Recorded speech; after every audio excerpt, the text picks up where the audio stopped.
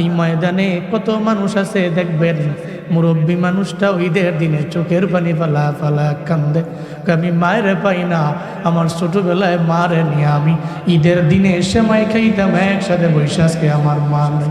দেখবেন এরা চোখের পানি ফালা ফালা কান্না করে কবরের পাশে গিয়া দাঁড়াইয়া মাকে ডাক দেয়, মা গো আমি সবারে পাই, তোমারে পাই না। শুধু তাই না রে বাবা, এই এলাকার কত ছেলে দেখবেন প্রবাসীদের, প্রবাসী এরা তো প্রবাসের মধ্যে থাকে, এরা রাতের বেলা মার বয়ান লাগায় ঘুমায়, চোখের পানি ফালায় ফালায় অজর দ্বারায় কান্না করে। গত 4 মাস আগে আমি মালয়েশিয়ার মধ্যে গেলাম, কুয়ালালামপুরে একটা যুবক চলে আসলো দৌড়ে আমার সাথে মোলাকাতের জন্য। আমি বললাম বয়স কেমন হবে? আমার বয়স মাত্র 19 বছর হুজুর, আমার বয়স। বাড়ি তোমার কই? কয় ব্রাহ্মণবাড়িয়া জেলায়। কেন এত অল্প বয়সে আইলা? বিশাল এক করুণ ইতিহাস আমার। আমি ছোটবেলায় তাকায় তাকায় দেখছি আমার মা অন্যের বাড়ি কাজ করে করে করে করে আমারে বড় বানাইলো। আমি তাকায় দেখছি আমার বাবাই ঈদের আগের দিন বাজারের মধ্যে যখন যায়, ঈদের দিনে উনি নতুন একটা পাঞ্জাবিও পরেন নাই। কেন? আমার বাবার টাকা নাই, এই জন্য গরিবী হালাতের কারণে আমার বাবাই একটা পাঞ্জাবিও কিনা নিজে পড়তে পারেন নাই। আমি বললাম বাবা আপনি আমারে কিনা দিলেন, আপনি কেন কিনেন না? আমার বাবাই কি যেন একটা কথা বইলা বইলা এড়িয়ে যায়, এই কথাটার গুরুত্ব না দিয়া বাবাই চলে গেল। ঈদের দিনে আমি বাবার সঙ্গে হাতে ধইরা ঈদের ময়দানে যাই, আমি তাকায় দেখি আমার বাবার পাঞ্জাবির পেছন দিয়া ছিদ্র ছিদ্র দেখা যায়। আমি তাকায় দেখি টুপিটার মধ্যে ময়লার কোনো অভাব নাই। ওই ঈদের দিনে যাওয়ার পথে আমি আল্লাহর দরবারে কেঁদেছি, আমি আল্লাহকে বলেছি, ও আল্লাহ তুমি আমারে বড় হইলে আমার মা বাবারে নতুন একটা পাঞ্জাবি আর শাড়ি কিনা দেওয়ার মতো তৌফিক দিও। আমি নিয়ত করে নিছি ওই দিন থেকে আমি একটু বড় হয়ে গেলে চলে যাব প্রবাসের মধ্যে, কারণ দেশে তো হুজুর আমার কোনো দাম নাই। আমি দেশের মধ্যে আমরা এই পরিমাণ অ্যাবিলিটি অর্জন করতে পারবো না, সামর্থ্য অনুযায়ী মা বাবারে দেখতেও পারবো না। আমাদের শেষ কিছু জমি ছিল, বিক্রি করে চলে আসলাম। আজকে মালয়েশিয়ার মধ্যে আমি থাকি, 19 বছর বয়সে আমি এখানে মায়েরও পাই না। আমি রাতের বেলা আপনার বয়ান লাগায় লাগায় আমি ঘুমায়া যাই। আমি মায়ের কথা মনে পড়লে চোখের পানি ফেলে কান্না করা ছাড়া কোনো আমার উপায় নাই। আমি 6 মাস হয়েছে প্রবাসে, আমি আমার মায়ের জন্য একটা ফোন পাঠাইছি, বড় ফোন কিনা। মাঝে মাঝে রাতের বেলা আমি মায়ের দেইকা ঘুমায় যাই, আমার কাছে মনে হয় কত দূরে জানি আমি আছি। আমার মা আমার দেইকা চোখের পানি ফেলে ফেলে কান্দি, আমি মায়ের দেখে কান্দি। মা কয় ছেলে রে তোরে যদি আমি না পাই তাহলে তো আমার কোনো ছেলেও নাই মেয়েও নাই। বলা রে আমি তোরে না পাইলে আমি কারে দেখা সময় কাটাবো? আমি মায়েরে বলছি মা তুমি আমার জন্য যদি হাত তুইলা রবের দরবারে দোয়া করে দাও, আল্লাহ পাক আমরা ছিলাম গরিব, আল্লাহ ধনী বানাইতে পারে। কারণ মায়ের দোয়ায় মানুষ ধনী হয়, মায়ের দোয়ায় বড় আলেম হয়, মায়ের দোয়ায় বড় ওলি হয়, মায়ের দোয়ায় কাবার ইমাম পর্যন্ত হওয়া যায়, মায়ের দোয়ায় পৃথিবীর মানুষগুলো সর্বোচ্চ মাকামে যাইতে পারে, ঠিক কিনা? মায়ের দোয়ায় মানুষ দামি হয়, মায়ের দোয়ায় সর্বোচ্চ লেভেলে পৌঁছতে পারবেন। আপনি মায়ের দোয়া নিয়ে চলেন, দেখবেন আপনার ইহকাল এবং পরকাল 2 জগৎ কামিয়াব হয়ে যাবে রে বাবা। আপনি শুধু মায়ের দোয়া নিয়ে চলেন না। এই জন্যই তো এই যে গত 2-3 বছর আগেও তো বলছি কাবা শরীফের ইমামের কথা, আব্দুর রহমান সুদাইসি যার নাম, ওনাকে বলা হলো কেমনি আপনি কাবার ইমাম হলেন? আমার নিজের ব্যক্তিগত পাওয়ারে না, আমি ছোটবেলায় মায়ের দোয়ার বদৌলতে আল্লাহ পাক আমার কাবার বড় ইমাম বানায়া দিয়েছে। আমার বাড়ি মক্কাতেও না, বাড়ি মদিনাতেও না। যার তিলাওয়াতে এত মজা, তিলাওয়াত এই বৃদ্ধ বয়সে করলেও মানুষগুলো চোখের পানি ফেলা ফেলা কান্না করে। আব্দুর রহমান সুদাইসি জানা যায় সাংবাদিকেরা ছোটবেলায় আমার বাড়ি তো ছিল আল কাসিম শহরের মধ্যে। ওই জায়গা থেকে আমি মায়ের সাথে ওমরা করার জন্য বাইতুল্লাহ আইলাম, বাইতুল্লাহ তাওয়াফ করতে লাগলাম। হঠাৎ করে আমার মা আমার মাথা ফের এক সাইডে রেখে দিল। মা নিজে নিজে একা একা ঘুরে ঘুরে তাওয়াফ করতে লাগলো। আমাকে যখন রেখে গেল, মা ঘুরে ঘুরে তাওয়াফ করে। একটু পরে বাইতুল্লাহর প্রতি আমার প্রেম জেগে গেল। আমি বাইতুল্লাহর কালো গিলাফ ধরে তাওয়াফ করার জন্য পাগল পাড়া হয়ে গেলাম। আমি নিজে নিজে একা একা আমি ঘুরতে লাগলাম। হঠাৎ করে মা আব্দুর রহমান সুদাইসির তো খুঁজে পায় না।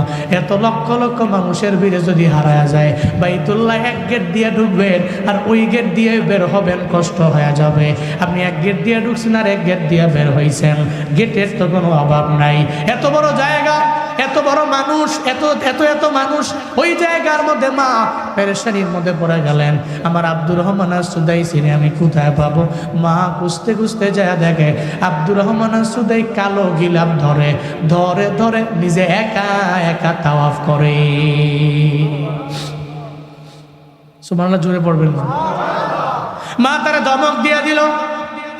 মা আব্দুর রহমান সুদাইসিরে নিয়ে চলে গেলেন। আবার মাথা ফেরার এক সাইডে নিয়া মা ওই জায়গার মধ্যে তারা রাইখা মা আবার নিজে নিজে তাওয়াফ করতে লাগলেন। মা ঘুরে ঘুরে তাওয়াফ করে। একটা পর্যায়ে আবার পরীক্ষা করার জন্য ওখানে আসে না নাই, আবার গেলেন মায়, যা দেখে আবার ওই জায়গার মধ্যে পোলা যায় নাই। কই গেল? মনে হয় আগের জায়গায় গেছে। যা দেখে রে মারে সারা ছোট্ট বাচ্চাটা একা একা বাইতুল্লাহর কালো গিলাফ ধরে আর তাওয়াফ করে করে করে ঘুরে বেড়ায়। মা জানায়া দেয়, আব্দুর রহমান তোরে আমি মাথা ফের এক সাইডে রেখেছি, কেন তুই তাওয়াফ করার জন্য ব্যাকুল হয়ে গেল? একবার আমি তোরে বারণ করলাম, তুই আমার বারণ মানলি না, আর একবার বললাম মানলি না।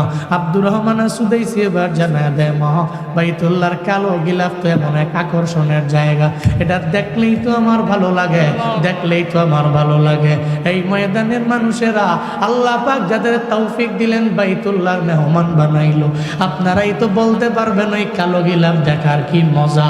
যেই কালো গিলাফ জীবনের প্রথমবার যেই বান্দা দেখবে, ওইটা দেখা আল্লাহর দরবারে যেই দোয়া করবে, আল্লাহ কবুল করে নিতে দেরি করবে না।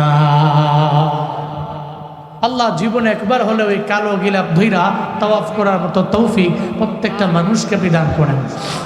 আরো জোরে পড়ে না আমিন।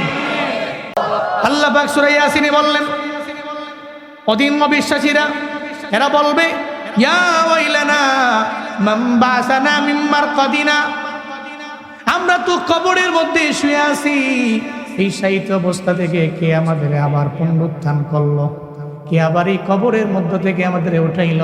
অবিশ্বাসীরাই কথা বলবে আর এরা বলতে থাকবে, মিম্মার কদিনা হাদা মা ওয়াদার রহমান ওয়া সাদাকাল মুরসালুন। তখন জমিন নিজেই বলবে, এই যে আল্লাহ পাক জানায়া দিলেন, ইয়াউমাইদিন তুহাদ্দিসু আখবারাহা, ওদিন তো জমিন নিজের জবান জমিনকে আল্লাহ পাক খুলে দিবে। আল্লাহ জমিনকে এমন পাওয়ার দিয়া দিবে, জমিন বলবে, এই কাফেরেরা তোরা জানা নাই, দুনিয়াতে এতটুকু জানছো, যদিও জানছো কিন্তু মানো নাই, তোমাদের ব্রেইনের মধ্যে ছিল কিন্তু মানো নাই। একটা হিন্দুও জানে মুসলমানের ধর্মের মতো শান্তির ধর্ম কোনোটা নাই, একটা খ্রিস্টানও জানে ইসলাম ধর্মের মতো শান্তির ধর্ম কোনোটা নাই, একটা বেদিনও জানে আমগো ধর্মের মতো শান্তির ধর্ম দ্বিতীয় সেকেন্ড নাম্বার কেউ নাই, কিন্তু জানা আছে রে মানা নাই। মনে রাখবেন বাবা, সব জানেন মানেন না, এর মানে আপনি মানলে ওয়ালা ইমানদার না, ঠিক কিনা? ঈমান তো তিনটার পরিচয়, আল ইকরার বিল লিসান, ওয়াস তাসদীক বিল জিনান, ওয়াল আমালু বিল আরকান। আপনি এক নম্বরে কালেমা পড়লেন, লা ইলাহা ইল্লাল্লাহ, আপনি পড়ে নিলেন, মৌখিকভাবে স্বীকৃতি দিয়ে দিলেন আপনি মুসলমান, পরিপূর্ণ হন নাই। এরপরে আপনার অন্তরের মধ্যেও লালন করলেন, আল্লাহ ছাড়া কোনো ইলাহ আছে? আল্লাহ ছাড়া কোনো ইলাহ নাই। এটা আপনি অন্তর দিয়েও পরিপূর্ণ বিশ্বাস করে নিলেন না বাবা। এরপরে 3 নম্বরে আপনার এতটুকু বইলেই তো ক্ষান্ত নাই, এরপরে আমল করা লাগবে। আল্লাহ যা বললেন তা মানবেন। আল্লাহ যদি বলে ডানে যাও, ডানে যাবেন। নবী বলছে তুই বামে যাও না, বামে যাওয়া যাবে না। এর মানে আমল বিল আরকান, আরকানের দ্বারা আমলও করা লাগবে কি লাগবে না? লাগবে না? আপনাদের এলাকায় হিন্দু আছে না নাই? আসেনি? হিন্দু আছে। হিন্দু যে বাজার থেকে বাজার করে, বাজার থেকে আপনি বাজার করেন না? করেন? হিন্দু যে মুদি দোকানে যায় আপনি যান না? হিন্দু যান থেকে পাঞ্জাবি বানায় বা শার্ট বানায়, আপনি ওখান থেকে মনে হয় পাঞ্জাবি বানান না? বানাননি? এর মানে বোঝা গেল হিন্দু যা করে প্রায় তাই করি। হিন্দু দোকানে যায়, আমিও যাই। হিন্দু যেই দোকান থেকে শার্ট বানায়, পাঞ্জাবি বানাই। হিন্দু দেখবেন মাঝে মাঝে টুপি লাগায়, আমিও টুপি লাগাইলাম। আবার হিন্দুর গালের মধ্যে দাড়ি আছে না নাই? রবীন্দ্রনাথ ঠাকুর দাড়ি আছে না নাই? ছোট না বড়? এর মানে সে মুসলিম? কথা বলে না কেন? মুসলিম। আবার বহু এমন হিন্দু আছে যারা গরুর গোশত খায়। কি আজ নাই? আরে আমগো এলাকায় হিন্দু অভাব নেই, আমার ডানে বামে বাড়ির অভাব নেই। একদিন আমি বাড়ি থেকে বেরোইছি, প্রোগ্রামে যাব, বাজারে আসার পরে এক হিন্দু আমার গাড়ি ব্রেক দিয়েছে সামনে দাঁড়িয়ে। আমি গ্লাস নামে বললাম কিরে কিছু বলবা? প্রতিদিন মাহফিলে যান, আম করে কি নেওয়া যায় না? আমি কই কয় কি বলে কি? এরপরে আমি বললাম তুমি হিন্দু, তুমি কি মাহফিলে যাবা? মুসলমানরা মাহফিলে যাবে, তুমি তো অপবিত্র। হুজুরে কয় কি? একটু আগে স্নান করে এলাম। স্নান বলে একটু আগে করেছে, এর লাগে এত অপবিত্র। আমি কই এই পবিত্র, এই পবিত্র না, তুমি বুঝছো না। আচ্ছা তো কি কি বলতে চাও বলো? আসলে মুন্ডায় চায় মাহফিলে যাওয়ার, আমরা তো জানি হুজুরগো খাওয়ান বলে। এর মানে হিন্দুরাও জানে যে হুজুরগো, বাংলাদেশের মানুষ কিছু জানুক বা না জানুক, এতটুকু জানা আছে যে হুজুরদের খাওয়ান ভালো লাগে। আলহামদুলিল্লাহ আমি খাওয়ান ভালো, আমরা অস্বীকার করি না। কে খাওয়ায়? ঠিক আছে খাওয়ান ভালো, এটাও বুঝছি। কি বলতে চাও? আমরা তো মাহফিলে গেলে মোটামুটি একেবারে ইনটেক গরু গোস্তর আইন না, রাইন্দা রাহে গরম গরম।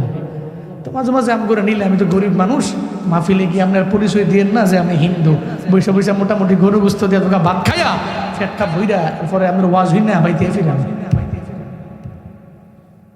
এর মানে বোঝা গেল হিন্দু গরুর গোস্ত খায় কি খায় না? আপনি যেই দোকানে গেলেন ও গেল, আপনার গায়ে পাঞ্জাবি, ওর গায়ে পাঞ্জাবি। শুধু তাই না, মাঝে মাঝে দেখবেন একটা হিন্দু বলবেন হিন্দু তুমি পড়ো লা ইলাহা ইল্লাল্লাহ, দেখবেন মজার চলেও বলে চললো লা ইলাহা ইল্লাল্লাহ। তাহলে হিন্দু আর আপনার মাঝে পার্থক্যটা কোথায় রে বাবা? এই যে ঈমানটা পরিপূর্ণ বানানোর জন্যে, ঈমান পরিপূর্ণ বানানোর জন্য লাগবে আমল, লাগবে নামাজ, লাগবে রোজা, লাগবে নেক আমল। ও বান্দারা, আপনি নামাজ সারা পরিপূর্ণ ঈমানদার হতে পারবেন না, জীবনেও কোনোদিন এটা সম্ভব না। এর মানে বোঝা গেল একটা হিন্দু কালেমা পড়লেও সে মুসলমান হতে পারবে না। কোন কারণে? কারণ সে নামাজের দিকে আগায় না। আপনি যখন নামাজের দিকে আগাবেন, নামাজি হবে আপনার কালেমার পরিচয়, ঠিক কিনা? আজকে থেকে নিয়ত করেন 5 ওয়াক্ত পারেন না, আস্তে আস্তে আগান।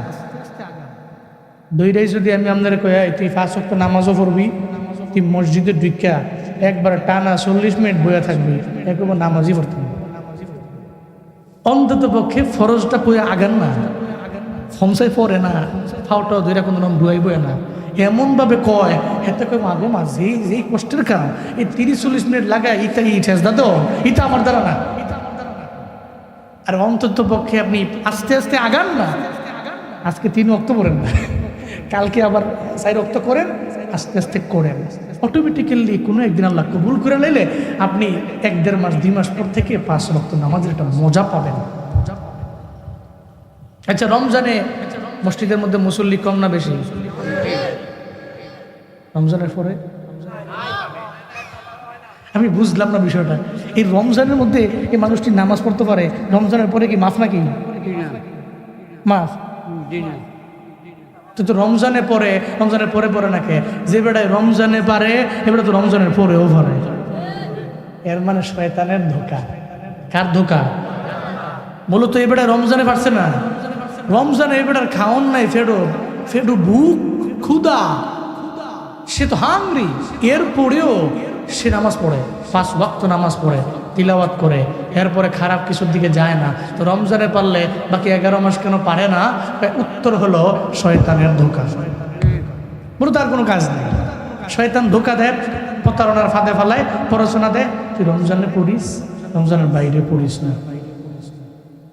আল্লাহ আমাদের সবাইকে সর্বাবস্থায় 5 ওয়াক্ত নামাজ পড়ার তৌফিক দান করুন। এটা বাবা আমাদের পরিচয়। এটা কি? আমি যে নামাজ পড়ি, আমি একজন মুসলিম, এটা আমার পরিচয়। আপনি যা করেন, চারদিকে ডান বাম কত কিছু করেন না, আপনারা কত কিছুই তো করেন, নামাজটা ঠিক রাখেন। খুদার কসম 1 মাস 2 মাস 3 মাস 1 বছর পড়বেন, এই নামাজ আপনারে ডে বাই ডে খারাপ কাজগুলো থেকে দূরে ঠেলে দিবে। কে ওয়াদাকার? ইন্নাস সালাতা তানহা আনিল ফাহশাই ওয়াল মুনকার ওয়া লাযিকরুল্লাহি আকবার আল্লাহু ইয়ালামু মা তাসনাউন। চিল্লায়া পড়েন আল্লাহু আকবার। আল্লাহ পাক বলেন ইন্নাস সালাতা তানহা, তুমি নামাজ পড়েছো, তোমার নামাজ একদিন হয়ে গেল তোমার খারাপ কাজ থেকে ফিরায় না, 2 দিন হয়ে গেল ফিরায় না, 3 দিন হয়ে গেল ফিরায় না, 1 মাস হয়ে গেল ফিরায় না, 2 মাস হয়ে গেল ফিরায় না, 1 বছর হয়ে গেল ফিরায় না। আল্লাহর কসম নামাজটারে কন্টিনিউ রাখো। হঠাৎ করে একদিন দেখবা গুনাহের দিকে তোমার মনটা যায় না, তুমি সগীরা গুনার দিকেও যাও না, কাবিরা গুনার দিকেও যাও না। তখন নামাজ তোমারে বলবে, এই তুই আমারে পড়ো, তুই আবার এই নামাজ পড়ার পরে নিজেরে মুসল্লি বানাইয়া এরপরেও কেন তুই অন্যায় কাজের মধ্যে যাও, এরপরেও কেন হারামের দিকে দৌড়ায় যাও। দেখবেন নামাজটা আপনার গালিগালাজ থেকে দূরে রাখবে, মিথ্যা কথা থেকে দূরে রাখবে, অন্যায় থেকে দূরে রাখবে। এক কথায় নামাজ আপনারে সব গর্হিত কাজ থেকে দূরে রাখবে। চিন্না বলেন ঘোষণাকার। তাহলে হাসরের ময়দানে জাহান্নামীরা বলবে, এই জমিনের কি হয়ে গেল? তখন জমিন বলবে, তোর জানা নাই, হাদা মা ওয়াদার রহমান ওয়া সাদাকাল মুরসালুন। আল্লাহ পাক রব্বুল আলামিন বলেন, জমিন বলবে, এটাই তো ছিল আমার আল্লাহর প্রতিশ্রুতি যে দুনিয়ার পরে আখেরাত আছে। এই ভুইলা যেও না, আমি আল্লাহ তোমার জবাবদিহিতার কাঠগড়ায় দাঁড় করাবো না, এই বিষয়ে তুমি ভুইলা যেও না। দুনিয়ার পরে যে আখেরাত আছে, এই আখেরাতের প্রতি চিন্তা নিয়ে তুমি আগায় যাও। হাদা মা ওয়াদার রহমান, এটা হলো আমি রহমানের ওয়াদা, এটা হলো আমি রহমানের প্রতিশ্রুতি, এটাই তো আমি আল্লাহ কমিটমেন্ট করেছি। তোর দুনিয়ার পরে হলো আখেরাত। আর ওয়া সাদাকাল মুরসালুন, সমস্ত রাসূলেরা এই বিষয়ে সত্যায়ন করে বললেন, দুনিয়ার পরে আখেরাত আছে, এতে বিন্দু মাত্র পরিমাণ কোনো সন্দেহ নাই। জমিন জবাব দিয়ে দিবে, এজন্য আমি এমন করি, কারণ আখেরাত। কিন্তু মুমিনের জীবনে কোনো চিন্তা নাই। মুমিন মনে মনে চিন্তা করবে, মুলাকাত পাবো আমি আল্লাহ।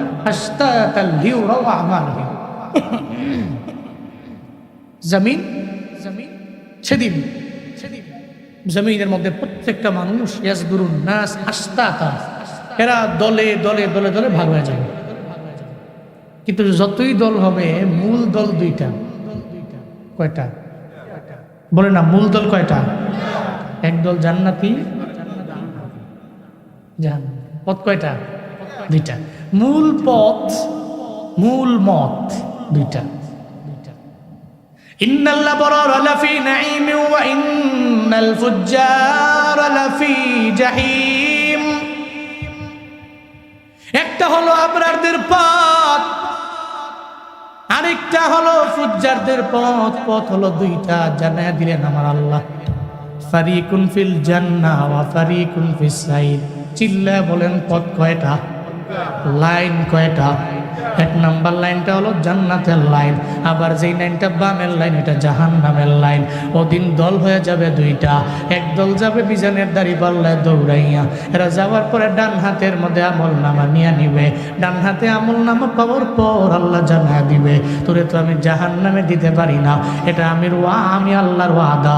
ডান হাতের মধ্যে আমল লইয়া পুলসিরাত পার হয়ে এই মুহূর্তে তুমি জান্নাতে চলে যাও। আরেক দল পাবে বাম হাতে আমল নামা, যেই বান্দা পাবে ডান হাতে আমল নামা পুলসিরাত পার হয়ে চলে যাবে জান্নাতে। আর যে বাম হাতের মধ্যে আমল নামা পাবে তার কপাল তো পুড়ে গেল, জাহান্নামের অতল গর্ভে পড়ে যাবে।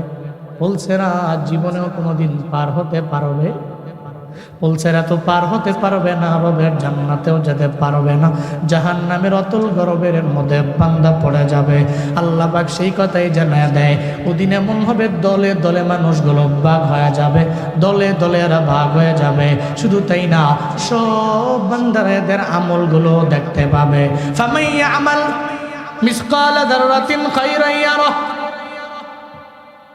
যাররা পরিমাণ নেকি তুমি করেছো, ওই যাররা পরিমাণ নেকিও দেখতে পাবারে মুমিন।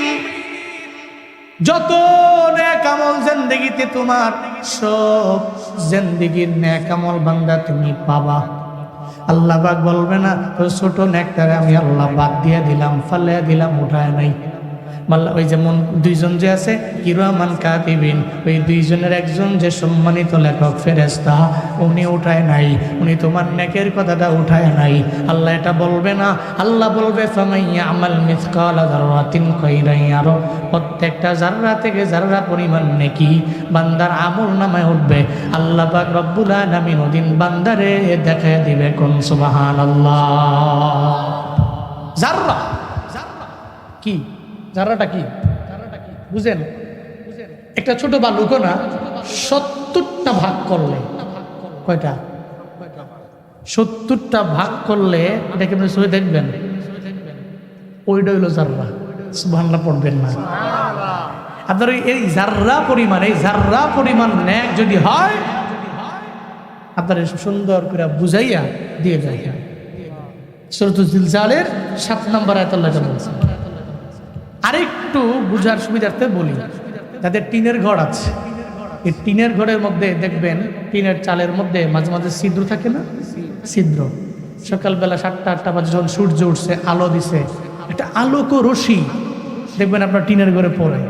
ওই আলোক রশ্মিতে দেখবেন কত বালু দেয়া যায়, কিন্তু আলোক রশ্মি যখন নিভে গেছে, ধরেন সূর্যটা ডুববা বৃষ্টি হয়ে পড়ছে, অথবা সন্ধ্যার সময় সূর্য ডুবে গেছে, সূর্যাস্তের পরে আপনি সারাদিন লাগে খুঁজলে ওই বালুরে পাইবেন? কথা পাইবেন? এর মানে সূর্যের আলোক রশ্মিতে যেই বালিকারা দেখলেন, এটা আপনি খালি চোখে দেখতে পান না, ওইটাই হলো জাররা। এটা কি? জাররা। এবার আসেন, এই জাররা থেকে জাররা পরিমাণ নেক আমল যদি কোনো বান্দা করে, হাসরের ময়দানে আল্লাহ তার এই নেক আমলের বদলা দিবে। শুধু তাই না, শুধু নেক আমল না, وَمَنْ يَعْمَلْ مِثْقَالَ ذَرَّةٍ شَرًّا يَرَهُ, চিল্লা বলেন আল্লাহু আকবার।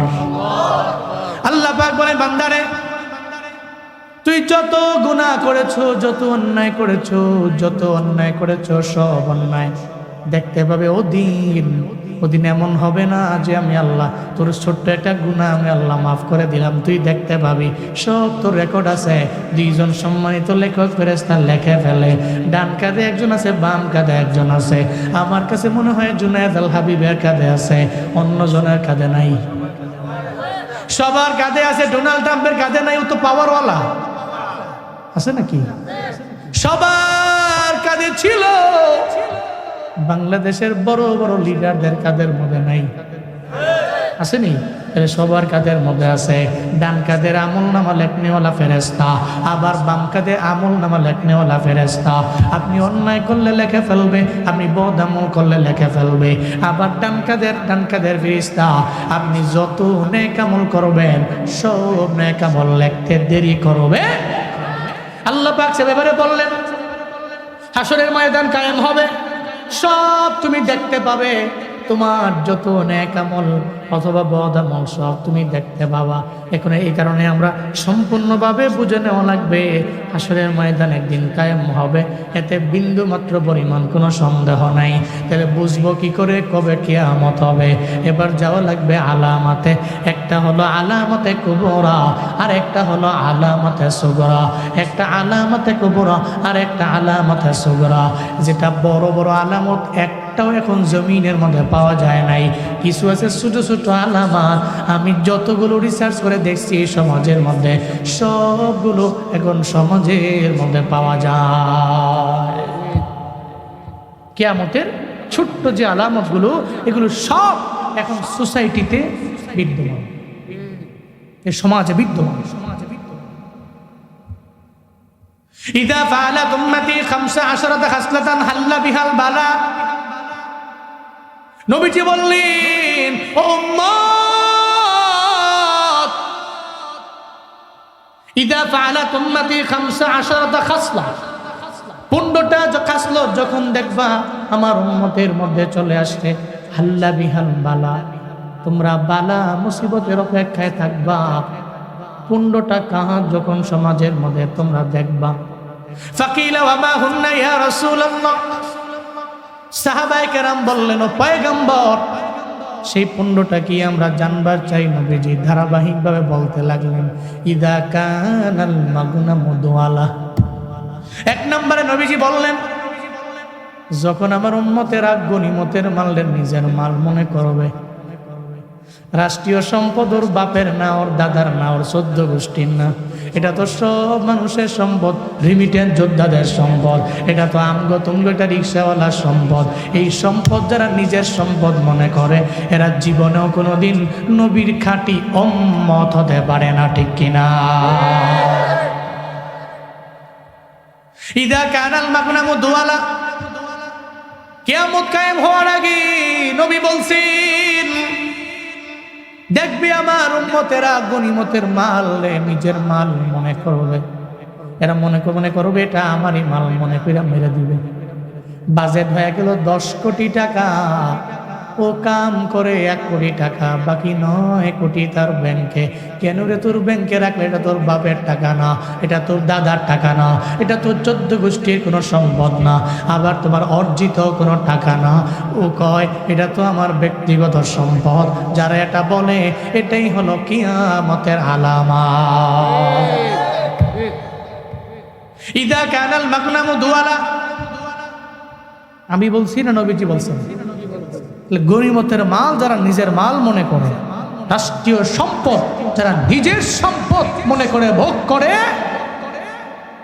যখনই করবে কিয়ামত অত্যাসন্ন। 1 নম্বর। 2 নম্বর, নবীজি বলেন, সাহাবীরা, ওয়াজ যাকাতু মাগরুম, ওয়াজ যাকাতু মাগরুম। আমার উম্মতেরা যাকাতকে জরিমানা মনে করবে। কি মনে করবে? যাকাতকে মনে করবে জরিমানা। সমাজে বহু ধনী আছে, টাকা পয়সা খরচ করে আলহামদুলিল্লাহ, কিন্তু যাকাতের বেলায় নাই। এমন আছে না নাই?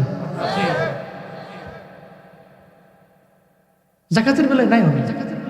উনি লেনদেন করে, লেনদেন করতে করতে করতে করতে বহু লেনদেন করেছে, কিন্তু যাকাতের বেলায় উনি নাই। উনি মনে করে এটা তো জরিমানা, এটা দিয়ে মুখে কমে যাবো। যাকাত দেওয়া কি ফরজ না নফল? মুস্তাহাব। কি আপনার পরিচয়, আপনি যে মুসলিম পরিচয় কি? আপনি যাকাত দেন, এই কারণে আপনি মুসলিম, এটা আপনার পরিচয়। তো যাকাত, বুনিয়াল ইসলামু আলা খামসিন, শাহাদাতি আল্লা ইলাহা ইল্লাল্লাহ ওয়া আন্না মুহাম্মাদার রাসূলুল্লাহ ওয়া ইকামিস সালাহ ওয়া ইতাইজ যাকাহ ওয়াল হজ ওয়া সাওমি রমাদান। ইসলামটা দাঁড়িয়েছে 5টা স্তম্ভের উপরে। কয়টা? 5টা। 1 নম্বর শাহাদাতু আল্লা ইলাহা ইল্লাল্লাহ ওয়া আন্না মুহাম্মাদার রাসূলুল্লাহ। 1 নম্বরে কালিমা। 1 নম্বরে কি? কালিমা। 2 নম্বর ওয়া ইকামিস সালাহ, নামাজ। কি? নামাজ। 3 নম্বর ওয়া ইতাইজ যাকাহ, যাকাত প্রদান। কি? যাকাত, 4 নাম্বার হল হজ, হজ করা। 5 নাম্বার সাওমি রমাদান, রমজান মাসে রোজা রাখা। কয়টা? তাহলে ইসলামটা দাঁড়িয়ে আছে যে 5টা স্তম্ভের উপরে। আমি যে ইসলাম ধর্মের লোক, আমি যে ইসলামের উপরে দাঁড়িয়ে আছি, তাহলে আমার এই স্তম্ভগুলো, আমার এই পিলার, আমার এই ফাউন্ডেশনের এই রুটগুলোকে ঠিক রাখা লাগবে কি লাগবে না? আমি এই যখন এই 5টাকে ঠিক রাখবো, তখনই আমি একজন মুসলিমে কামেল, ঠিক কিনা? এটাই তো ইসলামের স্তম্ভ। তাহলে যাকাত প্রদান করা এটা জরিমানা নয়, এটা মুসলমানদের ঈমানের পরিচয়। মুসলমান মনে করে আমাকে সম্পদ দিয়েছেন কে? কে দিয়েছেন? আপনি তো গরিব ছিলেন, আপনাকে কে ধনী বানিয়েছেন? কে বানিয়েছেন? আপনি মনে করছেন এই ধন দৌলত একেবারে মৃত্যু পর্যন্তই থাকবে, আল্লাহ জীবনেও কোনোদিন নিতে পারবে না, মনে করছেন এমন না। সাডেনলি তো আপনার হাতের মধ্যে কোনো সম্পত্তি নাই, আপনি আর পান না। এই ধনী, যতই বাহাদুরি করো, হঠাৎ করে দেখবা বিকেল বেলা তুমি নাই, তোমার সম্পদও নাই, তোমার বাড়িও নাই।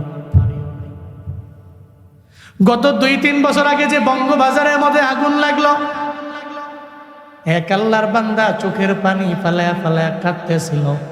আমি যাকাত দিয়েছি, আমি যাকাত দেই, রমজান মাসে আমি যাকাত দেই, আমি এত পরিমাণে যাকাত দিই আমার পুরো এলাকার মধ্যে ছড়ায়া ছড়ায়া, এখন রমজানের মধ্যেই তো আগুনটা লাগছিল, ওই এখন তো আমার এমন হয়ে গেল, এখন আমি নিজে যাকাত খাওয়ার মতো উপযুক্ত হয়ে গেলাম, আমার যত সম্পত্তি আছে সব পুরো সরকার হয়ে গেল। এর মানে তোমার এত টাকা, তুমি এত বাড়ির মালিক, গাড়ির মালিক, তোমার সব ব্যবসা প্রতিষ্ঠান আছে। আল্লাহ কয় আমি আল্লাহ তো এমন ধনী, আমার ফুরায় না, আমি আল্লাহ তো দিলে দেওয়ার মতো আমি আল্লাহ দিতে পারি। তুই যদি মনে করো সব আমার, এই চিন্তা নিয়ে যদি আগায় যাও, আমি আল্লাহ তখন সুবল মেরে সব নিয়ে যাইতে পারি। কারণ ধনী হলো আমার আল্লাহ, আল্লাহর কাছে সব আমরা গরিব, ঠিক কিনা? ইয়া আইয়ুহান নাস আনতুমুল ফুকারা ইলাল্লাহ। আল্লাহ পাক বলেন মানুষ, আল্লাহর কাছে তোমরা বড় গরিব, বড় অসহায়। আল্লাহর কাছে তোমরা বড় গরিব, বড় অসহায়। তোমরা, আল্লাহ হলেন আমার ধনী, আল্লাহ হলেন গুণী, আল্লাহ হলেন হামিদ, আল্লাহ প্রশংসিত, আমার আল্লাহ হলেন ধনী, আল্লাহ হলো মোস্ট রিচেস্ট। আল্লাহর চাইতে এমন বড় ধনী কেউ নাই। তুমি যদি মনে করো তুমি বড় ধনওয়ালা, ধনের ভান্ডার তোমার আছে, তাহলে কারুনের দিকে তাকাও না। আজও কারুনের যত সম্পদ আছে, সব সম্পদ তো জমিনের মধ্যে ডাবে আর ডাবে আর ডাবে। কিয়ামত পর্যন্ত হাদিস সাক্ষী আছে, কিয়ামত পর্যন্ত কারুনের এই সম্পদগুলা এই জমিনের নিচেই যেতে থাকবে, নিচেই যেতে থাকবে। কারণ এত পরিমাণে সম্পদ, আল্লাহ কয় সম্পদের পাওয়ার দেখে লাভ নাই। সম্পদ তো দিতে পারি আমি আল্লাহ, আবার অহংকার করলে নিতে পারে আমার আল্লাহ। এই জন্য মুমিন যাকাতকে জরিমানা মনে করে না। যাকাত দিলে সম্পদ আল্লাহ বাড়ায় দেয়, চিন্তা করে যাকাত দেওয়া লাগবে। তবে কিয়ামতের আগে সমাজের লোকেরা যাকাতকে জরিমানা মনে করবে, ও চিন্তা করবে আমি যাকাত দিব, সময় আবার বিশিষ্ট দানবীর বলবে এই চিন্তা নিয়ে যাকাত দেয়। রমজানে সবার বাড়িতে বাড়িতে যায় কাঠ দিয়ে আসে, 500, 600, 700 লোকের কাঠ দিয়ে আইসা এবার যাকাত দেওয়ার সময় দেয় মাত্র 200, 250 জনেরে। সব লাইনে দাঁড়ায় রইল, সারাদিন লাগাইয়া রোজা রাইখা কষ্ট করে মানুষ লাইনে দাঁড়াইলো। এরপরে দেখবেন ওই ধনী মানুষ কি পাওয়ার নিয়া, ভাব নিয়া সামনে দাঁড়ায় থাকে, কই আমি তো যাকাত দিইলে আমার পাওয়ার কত জানি, সবাই আমারে ভাই ভাই বলে ডাকবে, সবাই আমারে পাওয়ারফুল ম্যান বলবে, সমাজের মধ্যে আমারে বিশিষ্ট দানবীর আমারে বলবে, সবাই রে মানুষের মতো মানুষ না মনে কইরা ও দেখবেন সারাদিন লাগে মানুষগুলো লাইনে দাঁড় করে রাখে। 200, 300 জন দেওয়ার পরে বাকি আর 200 জনের আর মনে রাখে না। এরপরে সবাই রে কয় আজকে বিদায় নাও, তুমি করে দেওয়া হবে না, শেষ হয়ে গেল। ও বাবা, এমন যাকাত দেওয়ার তোমার কিসের দরকার? যাকাত তো এমনিতে দেওয়া লাগবে। আপনি যাকাতটা তার বাড়ির মধ্যে গিয়া তারে দিয়ে আসবেন। আপনি সবার কাছে পৌঁছায় দিয়ে আসলেন, আবার তারা আসলো কষ্ট করে দাঁড়ায় রইল, আপনি ঠিক মতো দিতেও পারবেন না, আবার এদেরকে কষ্ট দিয়া 3 ঘন্টা সময় নষ্ট করে বাড়ি পাঠাবেন। এমন যাকাত দেওয়ার কথা আল্লাহ বলেন নাই, ঠিক কিনা? আল্লাহ এমন যাকাত দেওয়ার কথা বলেন নাই তো আপনারা। আবার এমন যাকাত দেয় লুঙ্গি। এবারে মনে মনে কয়টা লুঙ্গি নিয়ে ফুটছিলাম, লুঙ্গির একটা দোয়া দিছি, মনে হয় যে কেনা তেনা হয়ে গেছে, সিরে যাবো। 2 দিন যার ফরমু উপায় নাই। পরে বেটা মনে মনে করি লুঙ্গি ফিরে পাবলিক প্লেসে গেলে মানুষের সরম দিব, এরকম আছে না নাই? আমাদের এই লুঙ্গি দিতে কইছে কেন? আপনি যাকাত দিতেছেন, আপনি কি মনে করছেন এটা জরিমানা নাকি? এটা তো আপনার ইসলাম এবং মুসলমানিত্বের পরিচয়। আপনি যাকাত দিবেন জরিমানা মনে করে নয়, আপনি যাকাত দিবেন, এটা দিলে নেক হবে, সওয়াব হবে, আপনি মুসলমান, এর পরিচয়টা পরিপূর্ণ হবে, এই চিন্তা করে দেওয়া লাগে। এরপরে ওয়াল আমানাতু মাগনামা, আমানাত মনে করবে এরা, নিজের টাকা মনে কইরা আমানতের টাকাও মাইরা দিবে। এজন্যই তো মানুষ মানুষের এখন বিশ্বাস করে করে নাকি? তোর কাছে টিহা দিব আমি এটা অবিশ্বাস করি না। তবে বড়দের দোষকে অনেক বেশি বড় দোষ বলা যায় না।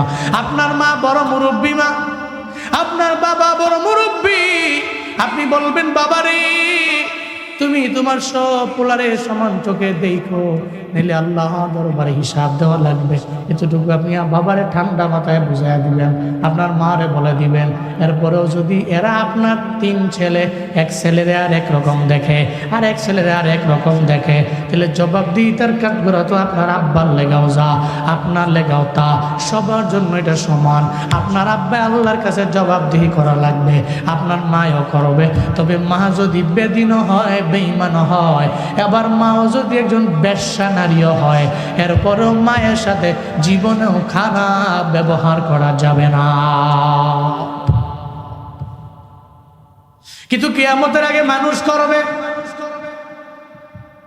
ও সুয়াগাজী এলাকার মানুষ, আপনার মা বেঁচে আছেন, মায়ের থেকে দোয়া নিয়ে নিয়ে চলেন না বাবা। জীবনেও কোনো দিন আপনি মায়ের মনের মধ্যে আঘাত দিতে পারেন না। বাইজিদ বুস্তামি রহমতুল্লাহ আলাই ওলি হয়ে গেলেন মায়ের দোয়ায়। কার দোয়ায়? মায়ের দোয়ায় হয়ে গেলেন উনি ওলি।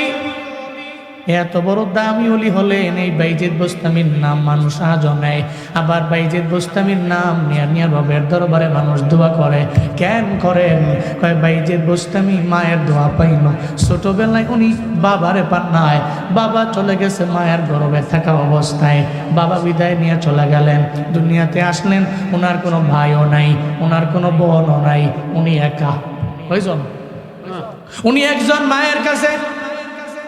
মা চিন্তা করে নিল, ওরে আমি বড় একজন আলেম বানাবো।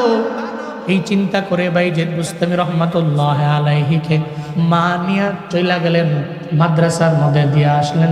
আর যা বললেন, উস্তাদ ও ইলমের লাইনে সর্বোচ্চ জায়গায় পৌঁছার আগ পর্যন্ত আমার বাড়িতে দেখা করার সুযোগ দিবেন না।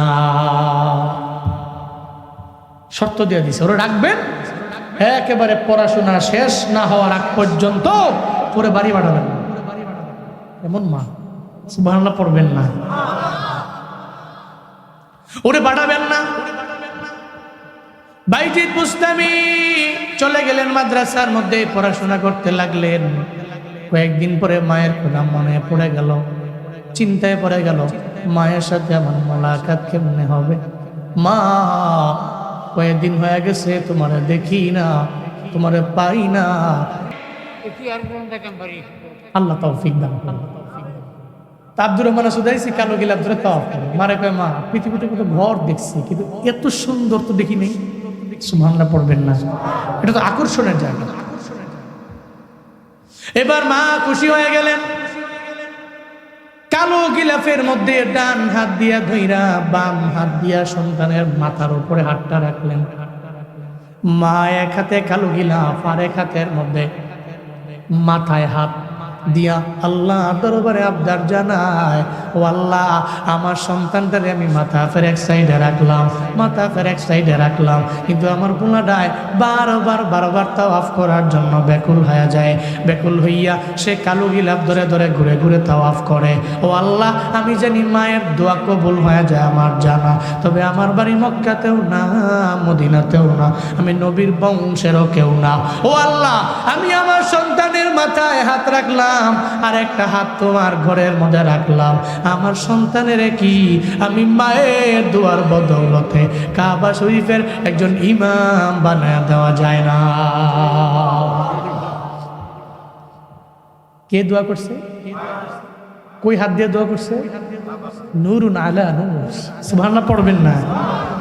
মাথায় হাত দিয়া কালো গিলাফে ধইরা আল্লাহর কাছে কইছে, আল্লাহ পোলাটারে কাবার ইমাম কি বানায় দেওয়া যায় না? ও তো কাবার প্রতি তার আকর্ষণ অনেক বেশি, বানায় কি দেওয়া যায় না? আল্লাহ কয়ে, যা এই সন্তানের মা, আমি আল্লাহ তোর দোয়া কবুল করে নিলাম, তারে কাবা শরীফের বড় ইমাম বানায় দিলাম। বলেন আল্লাহু আকবার। এই আল্লাহ কি নাই? জীবনেও কোনোদিন আপনি অন্য কোনো ব্যক্তিকে প্রায়োরিটি দিতে গিয়ে মায়ের মনে আঘাত দিবেন না, এই নিয়ত করেন। পারবেন তো ইনশাআল্লাহ? আতো আর রজুল যাওজাতাহু ওয়া আক্কা উম্মাহু। তাহলে কয়টা পাইলাম? এক নাম্বার, ইদা কানাল মাগনামু দুয়ালা, মানুষ গনিমতের মাল রে নিজের মাল মনে করবে। 2 নাম্বার, আমানতের টাকা নিজের টাকা মনে করবে। 3 নাম্বার, যাকাতকে জরিমানা মনে করবে। 4 নাম্বার, নিজে বউরে প্রায়োরিটি দিবে।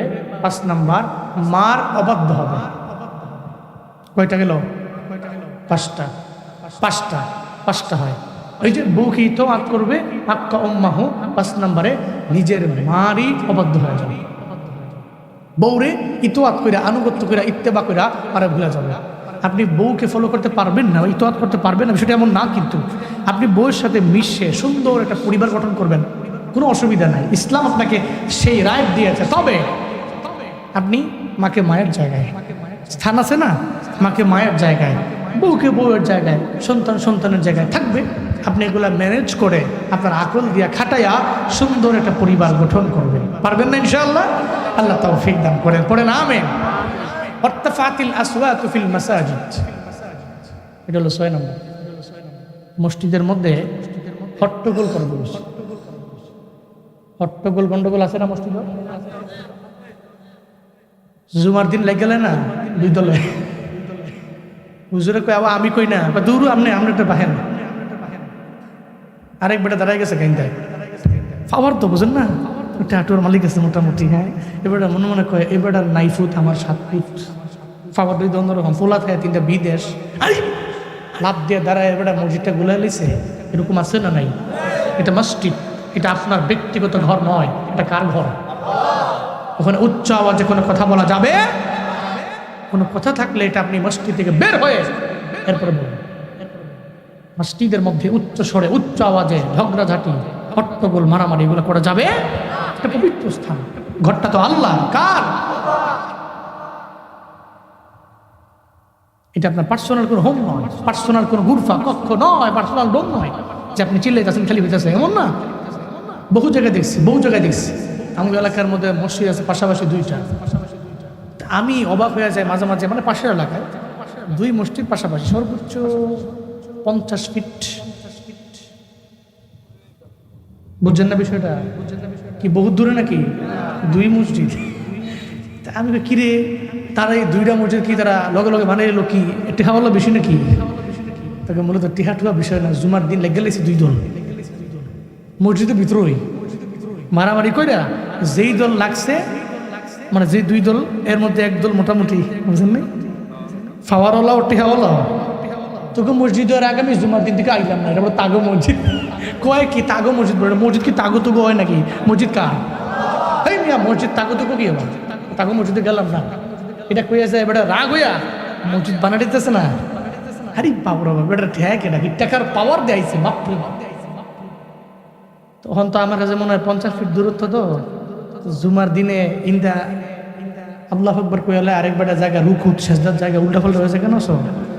কারণ মাইকটাও তো তারা মনে হয় রেশারেশি করে কিনছে। তারা যদি মাইক লাগায় 8টা, তারা লাগাবো 10টা, খেলা হবে। হ্যাঁ, আর তুমি নামাজ যা নেওয়ানের লেগা আল্লাহ বসে রয়েছে, কয় পৃথিবীতে কোনো বান্দার নামাজ দিতাম না, তুমি গোটাই নিব। তোমরা মারামারি করে আর মসজিদ বানাইছো, বাপরে বাপ। এরকম মুসল্লি আবার আছে নাকি? এত দামি মুসল্লি?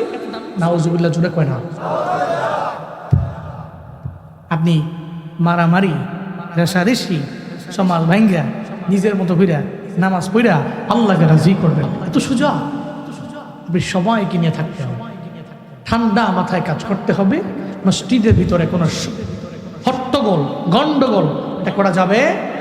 আজকে থেকে পারবেন তো ইনশাআল্লাহ? তাহলে কিয়ামতের আগে 6 নাম্বার ছোট্ট আলামত হলো মসজিদের মধ্যে গন্ডগোল চলবে। আর এক দুটা বলতাম নি, সময় তো হয়ে গেছে, আবার গলাটাও ব্যথা করতেছে। আচ্ছা, আর গজল কম, লাস্টের দিকে গজল করে শেষ করে দেবো। আচ্ছা, এরপরে ওয়াকানা জাঈমুল কওমি আরযালাহুম, সম্প্রদায়ে, কৌমে, গোত্রে, বংশে নেতা হবে বকলম নেতা। হ্যাঁ, আর আমি যে একটু এই জন্যই কইছি, এই সমাজে আমি রিসার্চ করেছি, আমার গবেষণায় এই সমাজে প্রত্যেকটা বিদ্যমান বকলম নেতা ও গোত্রের বড় নেতা। নিজের নাম লিখতে গেলে এবার মনে হয় ধাত্রী ভেঙে ফিরে গেছে তাড়াতাড়ি। আরে বাপরে বাপ, কলম টলম ভেঙ্গে অবস্থা খারাপ, নাম এবারে বড় মারব। এটা নবীজি বলছেন, নবীজি বলছেন কিয়ামতের আগে এমন হবে, কানা জাঈমুল কওম আরযালাহুম, সম্প্রদায়ের লিড দিবে যে ব্যক্তি মূর্খ, এই ব্যক্তি সম্প্রদায়ের লিড দিবে, গোত্রের লিড দিবে, বংশের লিড দিবে, সমাজের লিড দিবে। এটা নবীজি বলছেন। অক্রিমার রজুল মাখাফাতা শাররি, আরেকটা 8 নম্বরে নবীজি বলছেন উক্রিমার রজুল মাখাফাতা শাররি, একটা ব্যক্তিকে সম্মান করা হবে মাখাফাতা শাররি, সে ক্ষতি করে ফেলবে এই ভয়ে। চলে না? তারে যদি সম্মান করে পোস্টারের নামটা না দেও, মাহফিলটা বন্ধ হয়ে যাবে। কথা কোন ঠিক কিনা বলেন, ঠিক কিনা বলেন? তারা যদি নামটা যদি না দেও না উপরে, বন্ধ করে দিও মাহফিলটা। আমাদের এলাকায় বহু মাহফিল ভাবে বন্ধ হয়েছে, আমাদের এলাকায় চান্দিনায় বহু মাহফিল ভাবে বন্ধ হয়েছে। আমি দেখছি আহলে হক উলামায়ে কেরামদের এক মাহফিল বন্ধ হয়েছে। কেন? ওই এলাকার মধ্যে এক হুজুর আছে, হুজুর হুজুর হুজুর আচ্ছা, তবে হুজুর নামে কলঙ্ক আছে না কিছু, উলামায়ে সু, খারাপ হুজুর আর কি। তো হুজুরে করছে কি, এই আহলে হক উলামায়ে কেরামদের মাহফিল এবারে রাত্রেবেলা গিয়া 12টা-1টা বাজে, সবাই ঘুমাই গেছে গা, বাজারের মধ্যে পোস্টারটা টান দিয়ে ছিড়ালাইছে। সিসি ক্যামেরা ধরাও হয়ে রয়েছে। ক্যামেরা হয়েছে কি, পরের দিন তো বিশাল এত বড় সাহস, অন্য একটা সুরে বাটপারে একটা ছোটো ফলায় ছিড়লে এটা মানতাম। এবারে হুজুর মসজিদের এবারে আমি পোস্টারটা ছিড়লে হইলো না, এটা হইলো না, খেপে গেছে গা। এবারে তো মনে মনে করে সারছে। এই বিপদ থেকে বাঁচার জন্য একমাত্র পদ্ধতি হলো আমার বড় লিডার চলে গেছে, বড় লিডারের কাছে, বড় মাস্টার দিয়ে বুঝেন নাই, রাতের বেলা গিয়া লিডারের নিচে বৈশা আছে না 5-8টা গোলাম, কি 4টা গোলাম, 5-8টা গোলাম গিয়া মাস্টার নিয়ে বৈশা কামটা করে লাইছে। কি করছো? তাগো পোস্টারটা ছিঁড়া লাইছে। কেন ছিঁড়ছো? তাগো বড় হুজুরের নামটা উফরে দিয়া আপনার নামটা নিচে দিছে, এটা আমি মানতে পারছি না। হুজুরের নামটা উফরে দিছে আর আমনের মতো লিডার নেতা, আমগো নেতা, এই নেতার নামটা নিচে দিছে, এটা আমি মানতে পারছি না, টান দিয়ে ছিঁড়া লাইছে। এবার নেতা কইছে, যা কি আমার বায়োডি দিছ, যা। এই মাহফিলই বন্ধ। উল্টা এবারে ছিটছে আরামে, এবারে মসজিদে ছিটতে ফিরে ঘুমায়। আর যারা মাহফিল কমিটি, মাহফিলও ক্যান্সেল হয়েছে, মাহফিল কমিটির থানার মধ্যে নিয়েও আরো বিশাল হয়রানি। হ্যাঁ, এর মানে বোঝা গেল তুই আমার নাম দিবি উপরে নিচে, তুই এই নাম দেওয়ার কারণেও তোর মাহফিল বন্ধ হতে পারে। নাম কেন নিচে দিলি? তো এরপর থেকে আরো মনে মনে চিন্তা করে, ঠিক আছে নামটা উপরে দেওয়া হবে, তবে মন থেকে দেওয়া হবে না। উকরিমার রজুল মাখাফাতা শাররি, ব্যক্তিকে সম্মান করা হবে তার ক্ষতির আশঙ্কা থেকে বাঁচার লক্ষ্যে। এটাই কিয়ামতের ছোট্ট আলামতের 8 নম্বর। ব্যক্তিকে সম্মান করা হবে তার সমস্ত অনিষ্টতা থেকে বাঁচার জন্য, রেহাই পাওয়ার জন্য। আল্লাহ আমাদের সবাইকে কিয়ামতের ছোট্ট আলামতগুলো জেনে শুনে বাস্তব জীবনে এগুলা থেকে এড়িয়ে চলার, এড়িয়ে থাকার তৌফিক দান করেন। আরো জোরে পড়েন আমিন। তাহলে গনিমতের মাল, এটা গনিমতে রাষ্ট্রীয় সম্পদ, এটা আমগোনা, ঠিক কিনা? এটা 1 নাম্বার। 2 নাম্বার হলো আমানতের টাকা। এটা কি, এটা আমার নাকি আরেকজনের? আরেকজনেরটা আরেকজনকে বুঝে আমি দিয়া দিব, এই আগুন দরকার নেই আমার কাছে রাখা। 3 নাম্বার যাকাত, জরিমানা মনে করবো না, ঠিক না? যাকাত দিয়ে দিব। যাকাত ফরজ হলে একটা হুজুরের সাথে পরামর্শ কইরা আপনি না পারলে কোন কোন জায়গায় দেওয়া লাগবে দিয়া দিবেন। 4 নাম্বার বউয়ের বাধ্য হন, ঠিক আছে, তবে মায়ের অবাধ্য হয়ে বউয়ের বাধ্য হওয়া যাবে না। হ্যাঁ, এরপরে মসজিদের মধ্যে হট্টগোল গন্ডগোল এটা করা যাবে না। ব্যক্তিকে সম্মান করব, ঠিক আছে, তবে যেই ব্যক্তি সমাজের মধ্যে ভালো লোক, ইলিমওয়ালা লোক, ওনার জ্ঞান আছে, হয়তো বিদ্যালয় অথবা হাই স্কুল অথবা ভার্সিটি কলেজের বারান্দায় গিয়া পারে আইছে এমন ব্যক্তিরে, আর নাইলে একজন আলেম, হাফেজ, মাওলানা, মসজিদের ইমাম, এদেরকে আমরা ফলো করবো, এদেরকে নেতা বানাবো, এদেরকে লিডার বানাবো, এদেরকে মাতবুর বানাবো। পারবো না ইনশাআল্লাহ? জি, আল্লাহ তৌফিক দান করেন। সকলে পড়ে না আমিন। এটা নাশিদ বলবো। হ্যাঁ, ওকে, ঠিক আছে। তাহলে সবাই নিয়ে গাই নাকি? ওকে, সবাই নিয়ে। হ্যাঁ, সবাই যায় নবীজির বাড়ি, আমার যাওয়া হইল না। বলেন সবাই যায় নবীজির বাড়ি, আমার যাওয়া। সবাই কইছেন নি? মুখ বন্ধ রেখেন না। সবাই যায় নবীজির বাড়ি, আমার যাওয়া। দয়াল নবীর রওজা শরীফ আমার দেখা হইল না। দয়াল নবীর রওজা শরীফ আমার দেখা হইল না। সবাই যায় নবীজির বাড়ি, আমার যাওয়া। সবাই যায় নবীজির বাড়ি, আমার যাওয়া। নবী আমার জীবন মরণ, নবী আমার সাধনা। নবী আমার জীবন মরণ, নবী আমার সাধনা। নবীর দেখা না পাইলে আমি অধম বাঁচব না।